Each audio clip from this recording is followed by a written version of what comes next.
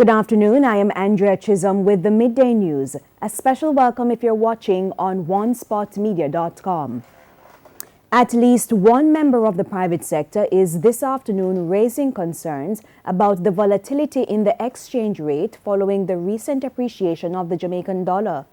President of the Jamaica Manufacturers and Exporters Association, Richard Pandoe, says it's impacting businesses. Details in this report.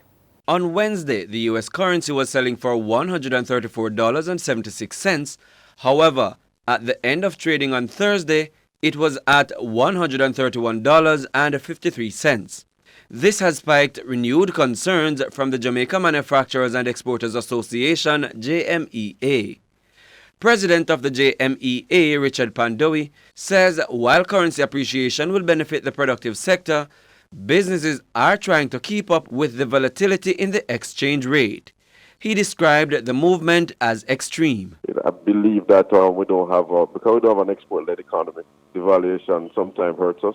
I mean, we don't maximize the way we ought to. So right now, devaluation works well for us. It allows us to, pay a lower price for raw material in many ways because we're earning Jamaican dollars. Many of us were paying a lot of our inputs are based in U.S. currency. So, it's a welcome move. I wish I understood more what caused it, and I'd like to get some more information on that. But the volatility, we have to be consistent. The same way we hit against the volatility when dollar is devaluing, the same way we ought to be concerned about the high level of the volatility when it's revaluing. I mean, we just want to be able to understand better because the kind of movement, the extent of this movement makes planning very difficult. He adds that the movement of the currency makes planning very difficult for businesses. Therefore, Mr. Pandoe says he will try to get details from the Bank of Jamaica on the cause of Thursday's currency movement. We're going to reach out to the various stakeholders, the banks, the DOJ, etc. It means just to educate myself and to understand what's happening because it's the absence of information leads sometimes to uninformed speculation. And I'd like not to be speculating, but to be speaking from an informed position. Prince Moore, TVJ News. Vendors in the corporate area are calling for infrastructural changes as part of any plan to enhance law and order. The call comes even as the government outlines plans to crack down on illegal activities in town centers, starting with Halfway Tree in St. Andrew.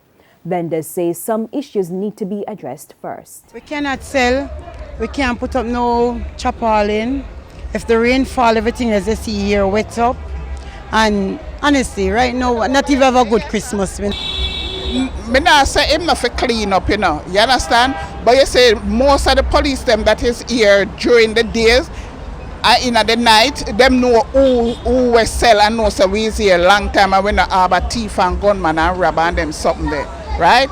So me not say that say him not for clean up, But a holiday now, where we for do? We can't just go home, go fold we on. The pastor from Sandy Bay, Hanover, who was charged with 7 counts of rape, was remanded when he went to court yesterday. The pastor's name has not been released, and the police say they realized something was wrong after they spotted the church leader beating a teen. After investigating, the police say they picked up evidence of sexual misconduct. The community is at odds over the decision to arrest him. Some say he was a good man and others have condemned his alleged action. It will cost the Education Ministry $32 million to repair the Beecham Hill Primary and Infant School in St. Mary, which was gutted by fire on Wednesday. Based on preliminary reports, 90% of the school was damaged by fire. Minister with responsibility for education, Carl Samuda, says a team has assessed damage and determined what needs to get done. Mr. Samuda says the ministry has taken prompt action to ensure that facilities will be available in January. Local Government Minister Desmond McKenzie says come 2020, the government will be looking to improve garbage collection across the island. Speaking at the ministry's quarterly press briefing, he said citizens also have a responsibility. There is a certain level of indiscipline in the country that even if you provide a garbage truck for each community, you're going to have the same results, because if persons are not prepared to look at themselves and to say how I dispose of my garbage, you know, we're going to have a problem.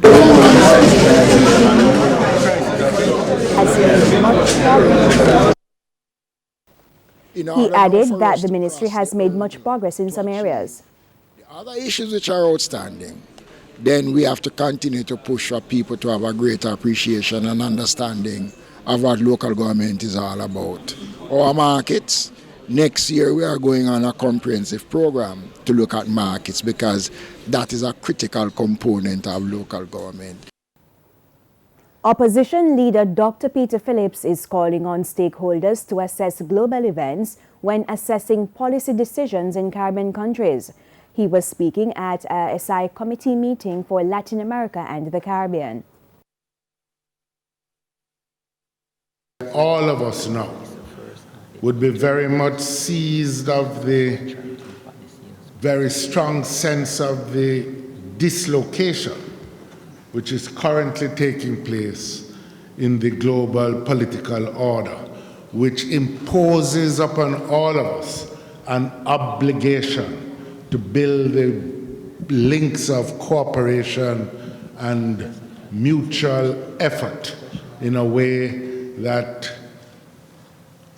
distinguishes this period from the recent past. Dr. Phillips also indicated that where necessary, governments may have to change positively, which could have the effect of protecting and extending the social and economic gains that have been received by the people of our region over the past decades. And it's time for a break, but stay with us. We have more stories right after these messages.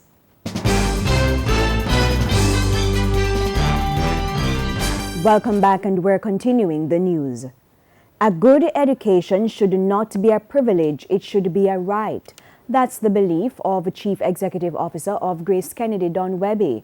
Speaking at a recent Grace Kennedy Household Awards ceremony, Mr. Webby said education is the real solution to Jamaica's crime problem. We speak a lot about our economy. We speak a lot about the challenges of crime. But one thing I believe in, Lenny and my dear friends, that the true solution to Jamaica's challenges is to have a more educated population.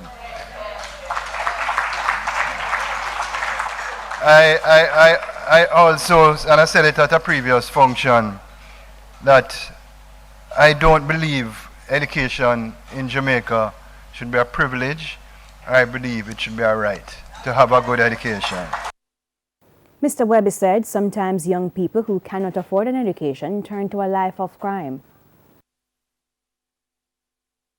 And that is why at Grace Kennedy we are targeting, forecasting to send 1,000 children to school by 2022, and we're now sending 600. And the truth is, those children are from the inner city. Without a proper meal, without Grace Kennedy paying their education, they would not have the opportunity to go to school.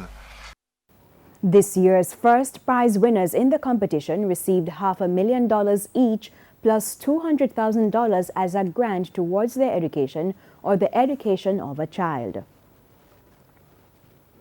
St. Peter Claver Primary and Infant School in Waltham Park, Kingston, are among 3 schools adopted by the Sagicor Foundation. Members of the foundation visited the infant school to donate gifts to the students as part of a Christmas treat.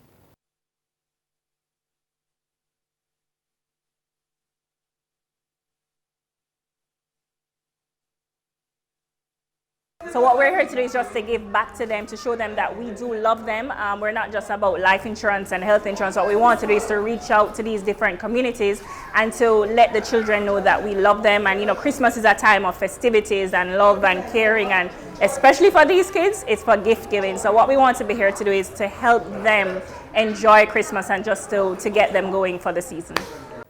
The principal of the school welcomed the initiative, describing it as an early Christmas gift. So the Christmas gift that we got from Sagicor Foundation is really appreciated by the staff, teachers and parents.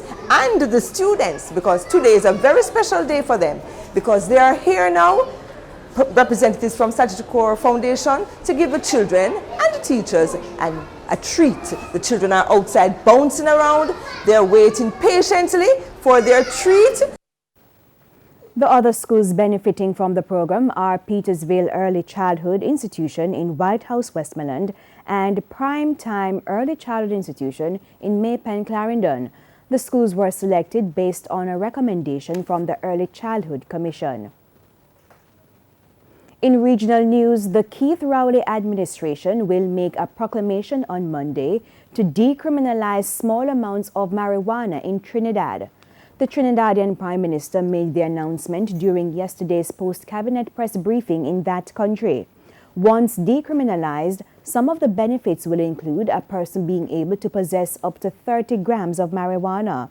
They would also be able to grow 4 marijuana plants at their home. And in sports, reigning National Sportswoman of the Year, Alia Atkinson, will be considered one of Jamaica's best ever athletes. That's according to President of the Aquatic Sports Association of Jamaica, Martin Lynn, and he says it's despite what happens at the Olympic Games in Tokyo in 2020. Renardo Brown has that report. Swimming championships, Alia Atkinson's legacy as Jamaica's best ever swimmer is already secured. But while she once again excelled on the circuit in 2019, it is 2020 that Atkinson will truly be tested as he chases an elusive Olympic medal. She still holds records at the National Aquatic Center for events. So I believe that she has definitely been recognized and she continues to do so. I mean, yes, you know, you might find that some of our athletes in perhaps the only comparison with track and field would be more recognized. And I only think because perhaps we don't have the media coverage that track and field has in certain events, but definitely Alia Atkinson will reign supreme in Jamaica for years and years to come. ASAJ President Martin Lynn feels he has seen enough to be optimistic about her chances in Tokyo, despite her best performance at the Olympic Games coming back in London in 2012. She's training well, she continues to train well, and she's now selecting which events that she participates in. So that's definitely making her more streamlined for Tokyo. And she is going to Tokyo. She's already qualified to go to Tokyo. Atkinson is one of 9 women nominated for the 2019 RGR Gleaner Group Sports Foundation Sportswoman of the Year Award, and the only nominee outside of track and field. The awards gala takes place on Friday, January 17 at the Jamaica Pegasus Hotel in Kingston.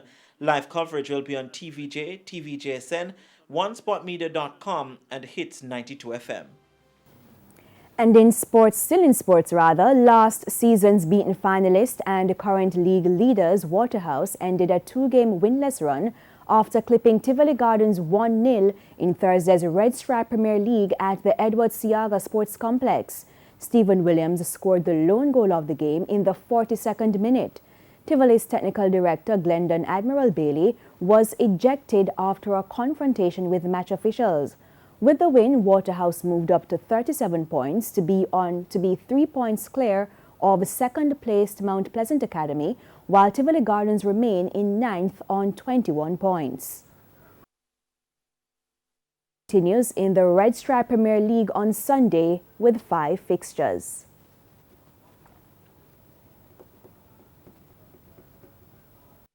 And that's the Midday News. I'm Andrea Chisholm. Join us at 7 for the Primetime News Package. On behalf of the news, sports and production teams, good afternoon and have a great weekend.